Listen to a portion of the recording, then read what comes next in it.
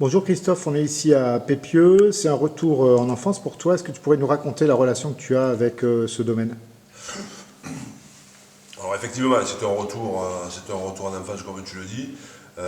Au-delà du domaine, c'est plus précisément la cave, parce que quand on est arrivé à Pépieux, bon, je devais avoir 4 ou 5 ans, avec mes parents, mon père était régisseur de cette exploitation.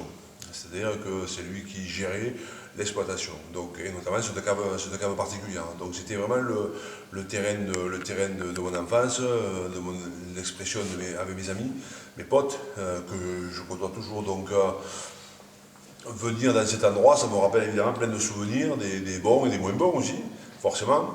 Mais en tout cas, ça me rappelle beaucoup de bons souvenirs, quoi. Donc, l'acquisition du château Pépusque, je pense qu'elle passe aussi par ce côté un peu affect, pour moi, qui est important.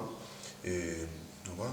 D'accord, c'est un retour, les jeux dans les coursives que tu nous as montré tout à Ouais, l'heure, ouais, des paysages extraordinaires également. ouais. Ouais, c'était. Voilà, la cave, elle était. Mon père, avec son équipe, a mené le raisin, aller dans les cuves, fabriquer ce vin, évidemment. Donc, ça ne s'appelait pas Pépusque à l'époque, hein, évidemment. C'était le domaine de Calmette. Donc, moi, effectivement, je venais là, je regardais les tracteurs, je regardais les équipes travailler, je me baladais dans les coursives là-haut. Voilà, c'était pour moi une découverte sensationnelle.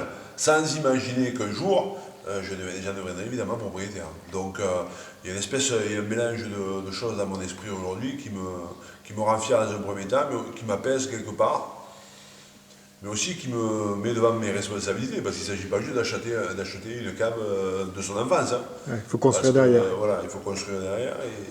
Et si le vin a une partie magique, il y a aussi une réalité économique. Donc, il faut pas traîner, il ne faut pas dormir, et il faut partir au combat. Mais ça, je le sais, donc je l'appréhende vraiment. Et avec l'équipe que nous avons, on va se battre pour continuer à faire évoluer cette œuvre de Benoît et René Lamiotte qui ont fait un travail fantastique. Mais on va continuer à le faire évoluer.